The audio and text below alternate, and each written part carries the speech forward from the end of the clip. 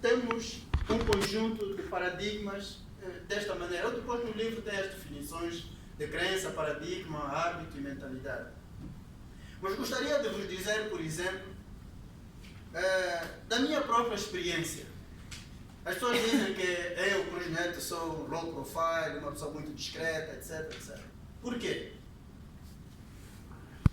Eu cresci na Companhia de Manganês de Angola, onde meu pai trabalhava, desde 1956, creio.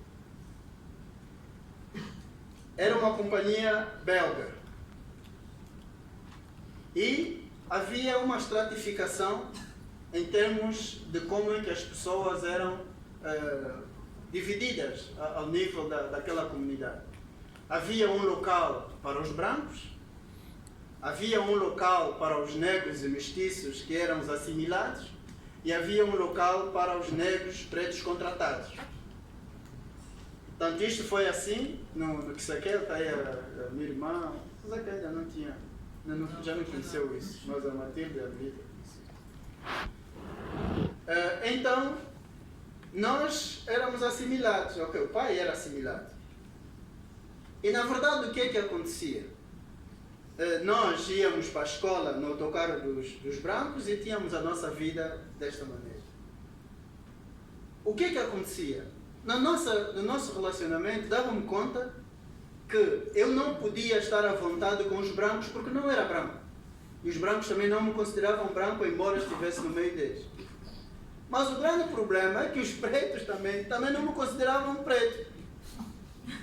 Consideravam-me não preto, ou melhor, é não preto e não branco. O que é que isto dá? Bom, gerou em nós o medo de rejeição. Porque éramos rejeitados dos dois lados. Não éramos nem pretos, nem brancos. Éramos uns mestiços aí. Só que isto criou em mim este medo de rejeição. E então começa a ser aquele indivíduo, para cada um fica no seu lugar, não é? Acaba por começar então a ser discreto, porque com o medo de não ser bem entendido ou de não ser bem recebido, então comecei a ser uma pessoa fechada e com receio de falar, ter muito cuidado com as palavras para não ofender ninguém, etc, etc. Então, isto começou a formatar a minha própria personalidade. Tem vantagens. Hoje eu digo que tem vantagens, né? Muitas vantagens. Ser-se discreto numa sociedade onde é preciso aparecer é muito complicado, mas dou graças a Deus por ser assim. Naturalmente que outros terão outras experiências, algumas mais dolorosas que a minha. E então, só para vos dizer como é que os paradigmas se formam e como é que as crenças acabam por influenciar aquilo que nós somos hoje. E depois eu explico aqui no livro, e se me permitem, eu vou ler um bocado por ser interessante, que o medo é que formata de facto a nossa personalidade como temos hoje. Mas o medo nada mais é do que um sentimento de inquietação, não é? Sentimento de inquietação que surge com a ideia de um perigo real ou aparente.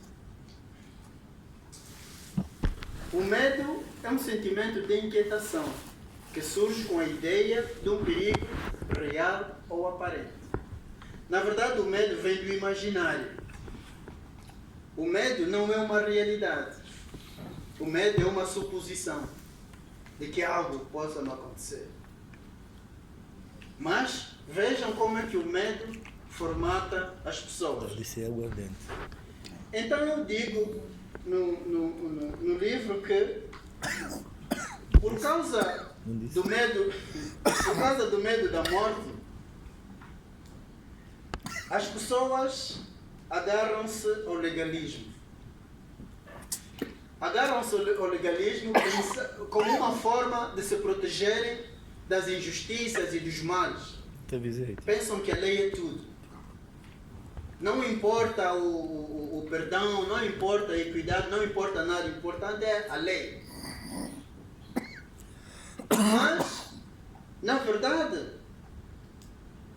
as pessoas que são legalistas acabam por escudar-se na lei para satisfazerem os seus próprios interesses. O legalismo é demasiado pernicioso. E quem lê bem as Escrituras, nos Evangelhos e nas cartas de Paulo, vê como é que o próprio Cristo se insurgiu contra os homens da lei. Porque, na verdade, eles tinham a lei apenas como escudo para fazerem tudo o que quisessem, inclusive dominar os outros.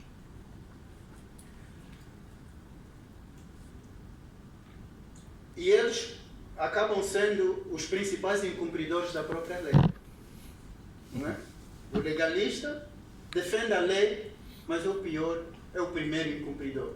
É o maior incumpridor da própria lei. São pessoas desconfiadas, muito preocupadas com o sucesso e com uma posição alta na sociedade. Sentem grande necessidade de serem elogiadas e de serem notadas, fazendo tudo para chamar assim as atenções dos demais.